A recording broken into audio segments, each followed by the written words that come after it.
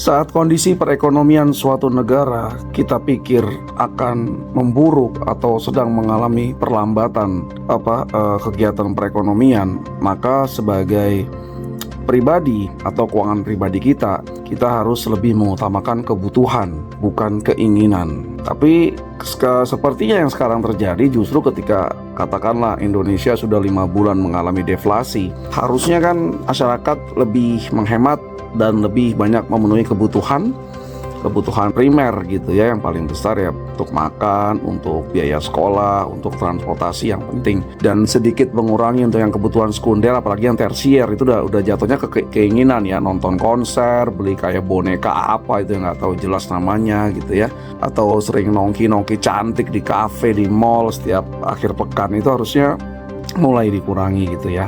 Kita mulai menghemat ikat pinggang. Tapi memang kejadiannya justru kayaknya nggak pengaruh tuh ya, konser-konser makin aja ramai, tiketnya dibeli oleh orang banyak dan segala macam gitu ya. Terus juga pembelian barang-barang bermerek gitu nggak turun juga gitu ya, semacam kayak handphone dan segala macam.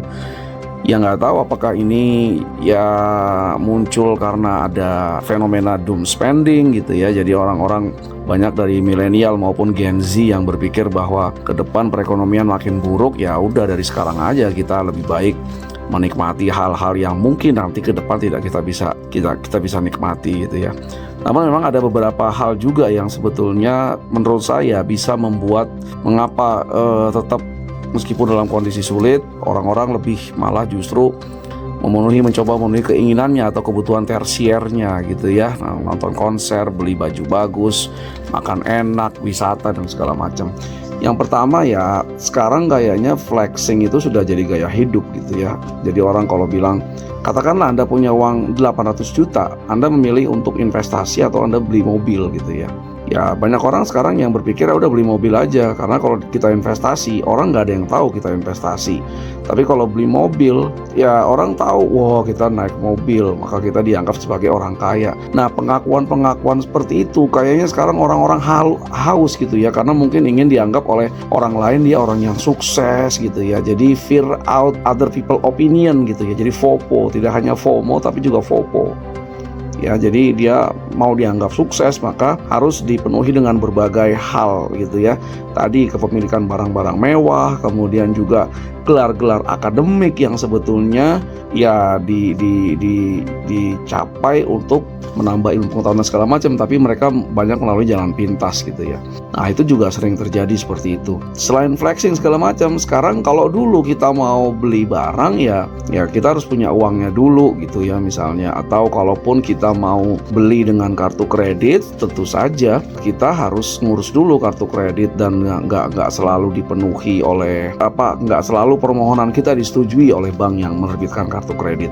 Nah sekarang itu berbeda gitu ya. Sekarang ada pay letter, apapun lah itu, pinjol, yang akhirnya memudahkan orang tinggal klik, kemudian dia bisa mengkonsumsi barang-barang yang diinginkan tadi, yang mewah, yang sebetulnya tidak dibutuhkan benar ya, tapi tadi untuk flexing dan segala macam. Nah kemudahan itu ternyata juga bisa membawa malapetaka bagi si orang tersebut di kemudian hari. Kenapa?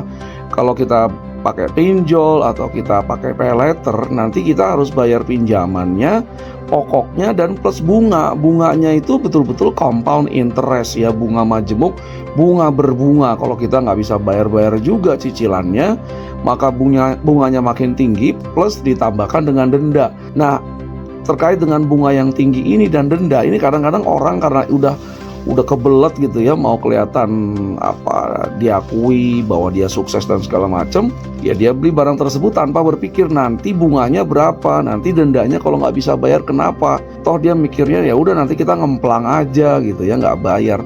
Itu nggak bisa seperti itu. Kalau para misalnya rekan-rekan yang muslim, saya juga muslim, Anda berhutang, Anda harus bayar. Nggak ada istilahnya hutang itu nggak dibayar kemudian selesai, dan itu tanggung jawabnya berat ya sampai ke akhirat nanti.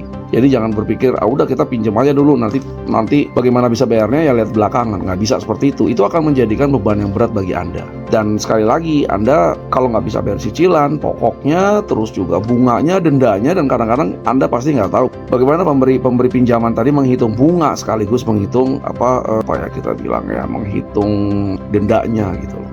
Jadi kalau kita merasa kondisi ekonomi akan memburuk, seharusnya kita yang disebut dengan istilah mengencangkan ikat pinggang.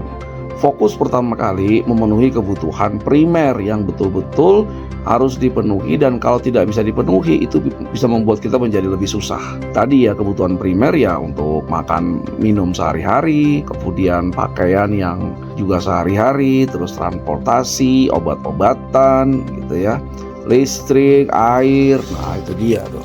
Dan agak kurangi ya sebetulnya kebutuhan kayak misalnya harus ke mall seminggu 2 kali, nongkrong di mall, minum-minum kopi cantik gitu ya, terus nonton konser dan segala macam.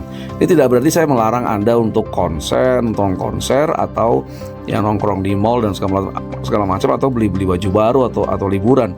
Itu boleh saja, tapi untuk hal-hal tersebut kalau Anda sampai meminjam itu sangat ngeri nanti di kemudian hari ya, beban yang Anda harus tanggung ya. Jadi hati-hati dan bijak dalam mengelola keuangan Anda. Jangan sampai nanti membuat Anda menjadi kesulitan di masa depan yang membuat Anda menjadi pusing kepala ya. Saya udah lihat yang orang-orang gak bisa bayar utang itu, waduh, kondisi saya punya ya ada pegawai lah yang terjerat utang itu dalam waktu 2 tahun itu ya, kondisi tubuhnya tuh udah kayak menua lebih cepat dari usianya, karena ya mungkin puyeng dikejar-kejar penagih utang tuh puyeng banget ya. So hati-hati dan kelola keuangan Anda dengan akal sehat. Jangan ikut-ikutan FOMO, jangan ikut-ikutan FOPO. Lindungi masa depan Anda.